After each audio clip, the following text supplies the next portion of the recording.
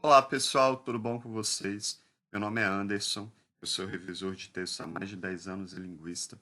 Trabalho na área de revisão, especificamente revisão de textos acadêmicos. Eu trouxe para vocês uma reflexão sobre texto, você, o outro e o seu próprio texto. Eu queria dizer aqui, primeiramente, que o texto é produto da subjetividade. Quando você escreve um texto, você tem que tomar consciência dessa dimensão subjetiva dele que está ligada a você, à sua própria voz. O texto, ele é também, a gente pode percebê-lo, assim como você mesmo, pessoa, como um reflexo do outro. É por isso que eu estou dizendo aqui dessa relação entre você e o outro, porque a gente se constitui como sujeito pelo outro. Então, de alguma maneira, em alguns momentos, nas interações, na sociedade, a gente projeta no nosso espelho o outro, ou o outro projeta a gente. Isso acontece também em relação ao texto, principalmente porque a maioria dos gêneros textuais são textos redigidos para um outro. Não são textos que você redige para você mesmo, diferentemente de um diário, por exemplo. Tem uma teoria do Lacan, não sei se vocês conhecem, que fala, essa teoria é muito, ela é trazida não só na psicologia, mas ela é conhecida em várias áreas. Eu conheci por meio da literatura e na psicologia também. A teoria do espelho do Lacan fala do momento, né, em, em, em fase da criança, né, da constituição, do desenvolvimento ali da infância, do bebê, desse experimento, de um experimento que foi colocado um espelho na frente da criança. No primeiro momento ela não consegue ver nada. No segundo momento, eu já falei isso aqui no canal para vocês, ela vira o espelho porque ela pensa que tem ali alguém, porque ela não consegue se reconhecer. E no terceiro momento, ela olha no espelho, ela consegue entender, ela dá um sorriso, por exemplo, que o bebê, né, que ali tem alguém, que é ela mesma e não um outro. Esse segundo momento do espelho que a criança olha para o espelho, o bebê, enfim, e pensa que ali tem alguém, a gente pode tomar como uma metáfora para a gente e até para o próprio texto, para essa relação de projeção do outro no nosso próprio espelho e até da gente mesmo. E aí a gente pode ir para noções de ego, de superego e essas coisas todas. O que o texto tem a ver com isso? Tudo porque ele é produto da subjetividade. E há essa projeção do outro no texto, né? Não só da gente, pelo que a gente estudou, né? Pelo conhecimento, conteúdo do texto em si, e também pela própria relação de interação que eu falei. O texto não é escrito para você especificamente, ele é escrito para um outro. Quando a gente vai para os gêneros acadêmicos, por exemplo, a gente tem que pensar esse processo muito mais além do que isso ainda, uma dimensão muito maior. Porque quando você escreve um texto, quando você escreve um texto acadêmico, você está numa posição ali de cientista, você tem que perceber isso de maneira mais abrangente ainda. E a importância, apesar de eu defender aqui no meu canal, essa coisa toda da própria voz, né, o meu canal tem todo esse recorte para o indivíduo, ou seja, aquele que não se divide. Eu trago isso daqui desse jeito no meu canal porque eu acho que há um excesso no Brasil de um se entregar ao outro. E eu acho isso muito perigoso e problemático. Então, meu canal tem esse posicionamento. Mas eu não desconsidero, até porque eu sou sociolinguista, a importância do outro. Eu só acho que a gente tem que limitar quando a gente e saber se posicionar quando a gente quer o outro, a presença do outro ou não.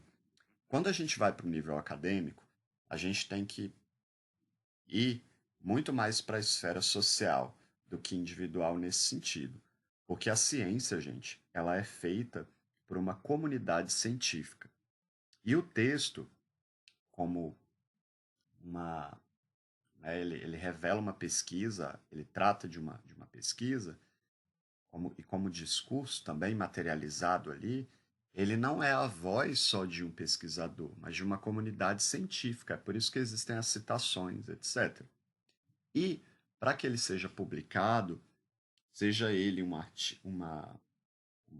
TCC, uma dissertação, uma tese, ele passará pela banca examinadora, que não é nada mais do que um grupo de cientistas que vão validar naquela área e trazer contribuições, desconstruir o texto. E é nesse momento que você precisa ter muito cuidado com o que eu estou dizendo, para você não se ofender, porque toda banca, toda defesa, constitui um processo de desconstrução e invalidação do seu texto para que posteriormente ele seja validado.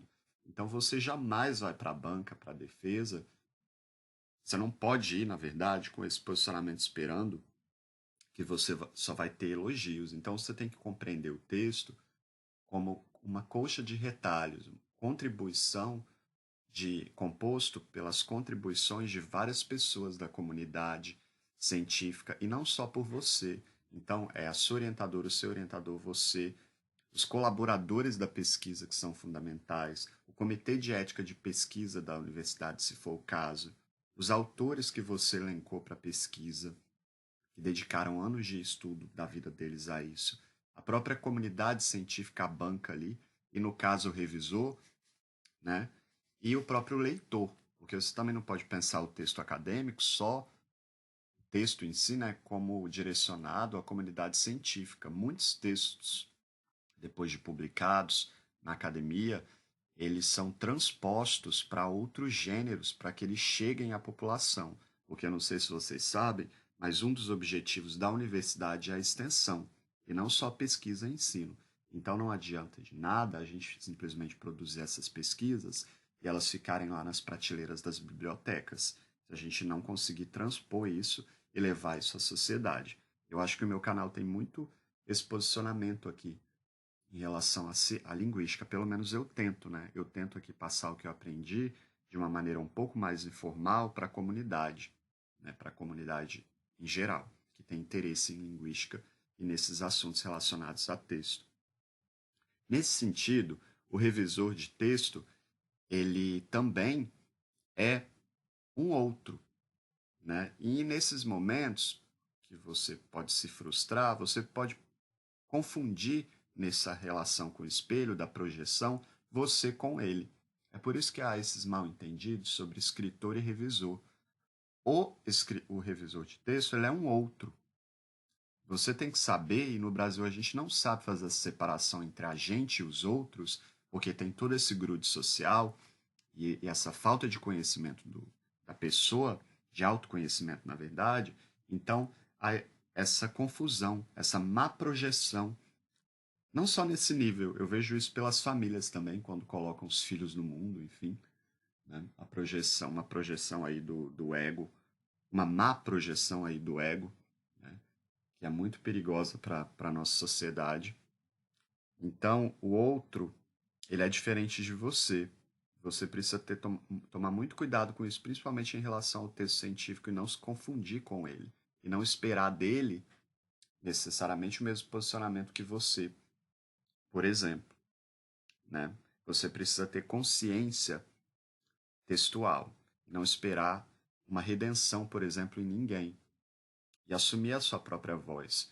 Afinal, a própria ciência, eu acredito, como pesquisador, principalmente na área de humanas, ela é um pouco ideológica, sim.